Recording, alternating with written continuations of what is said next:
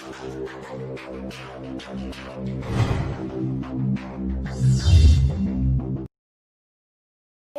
इस वीडियो में हम देखने वाले हैं Hess law of constant heat summation.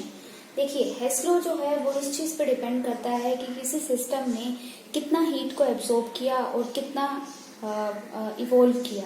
तो देखिए, इसको समझने के लिए हमें ये समझना होगा कि किसी भी सिस्टम में जो हीट एब्जॉर्ब होती है या हीट इवोल्व होती है वो दो चीज़ों पर डिपेंड करती है। पहला कि उसमें चेंज इन इंटरनल एनर्जी क्या है, डेल्टा यू कितना है, प्लस में जो डेल्टा एच है वो कितना हुआ। मीन्स जो हीट है वो प्रोडक्ट में कितनी थी, रिएक्टेंट में कितनी थी और उनका चेंज कितना आया, डेल्टा एच कितना है। तो डेल्टा ई और डेल्टा एच जो है ये दोनों ही आपके स्टेट फंक्शन हैं जो सिर्फ इनिशियल वैल्यू और फाइनल वैल्यूज पर डिपेंड करते हैं। ये पाथ किस तरीके का हमने फॉलो किया उन वैल्यूज को अटेन करने में, ये इन चीज़ों पर डिपेंड नहीं करती।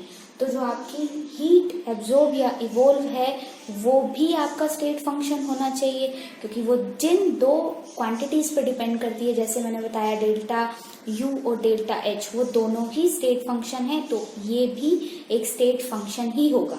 अभी अगर हम इसकी स्टेटमेंट देखें तो इसकी स्टेटमेंट भी कुछ उसी तरीके की है कि अगर कोई केमिकल चेंज आपका होता है, भले ही वो एक स्टेप में हो या वो दो या दो से ज्यादा स्टेप में हो, तो जो टोटल हीट चेंज है वो सेम रहेगा। तो स्टेटमेंट क्या है? If a chemical change can be made to take place in a 2 or more different ways, whether in one step or 2 or more step, the amount of total heat change is same। तो अगर आप ये example लेंगे कि carbon की burning हो रही है और वो चेंज हो रहा है कार्बन डाइऑक्साइड में, तो उसके दो वेज यहाँ पे दिखाए गए हैं। सपोज कीजिए फर्स्ट वे में आपका कार्बन डायरेक्टली आपके ऑक्सीजन से कंबाइन करके और CO2 देता है, और वहां पे जो आपका डेल्टा एच है वो है -94 किलो कैलोरीज। दूसरा तरीका उन्होंने बताया है कि सपोज कीजिए यही प्रोसेस आपका 2 स्टेप्स में वहां पे कैरी आउट होता है। फर्स्ट स्टेप में आपका कार्बन से पहले कार्बन मोनोऑक्साइड बनता है और आपको जो हीट चेंज है वो है -26। उसके बाद कार्बन मोनोऑक्साइड अगेन आपका ऑक्सीजन से कंबाइन करके CO2 देता है, और वहां पे दूसरे स्टेप में जो डेल्टा एच है वो -67.7 के अप्रोक्स है। तो जब आप इन दोनों का सम करेंगे तो वो भी अप्रोक्सीमेटली आपका 94 ही आने वाला है, -94। तो ये एक प्रूफ है कि भले ही आप अपने प्रोसेस को एक स्टेप में कीजिए या आप 2 या 2 से ज्यादा स्टेप में कीजिए, लेकिन जो टोटल आपका हीट चेंज है किसी भी प्रोसेस का वो सेम रहेगा। तो यही इसकी बेसिक स्टेटमेंट है।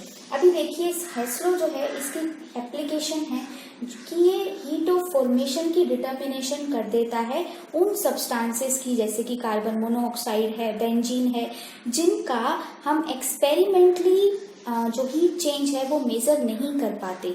ओके, नेक्स्ट है कि हीट ऑफ ट्रांजिशन भी ये आपको कैलकुलेट करके देता है। सपोज कीजिए कि सल्फर जो है वो अपनी मोनोक्लिनिक फॉर्म से अपने दूसरे allotropic form like rhombic sulphur में कन्वर्ट होता है। तो इन तरीके के जितने भी आपके चेंजेस हैं जहाँ पे आप एक्सपेरिमेंटली या डायरेक्टली उन एलिमेंट्स को कंबाइन करके आप वहाँ पे हीट चेंज नहीं निकाल पाते, तो वहाँ पे आपको हेस लॉ हेल्प करता है इनडायरेक्टली उस सिस्टम की या उस प्रोसेस की हीट चेंज को निकालने में। अगर आपको ये वीडियो पसंद आई है तो please like, share and subscribe our channel. अगर आपको और डिस्कशन करना है किसी टॉपिक पे तो आप हमारा फेसबुक ग्रुप भी ज्वाइन कर सकते हैं, लिंक आपको डिस्क्रिप्शन बॉक्स में मिल जाएगा। Thanks for watching.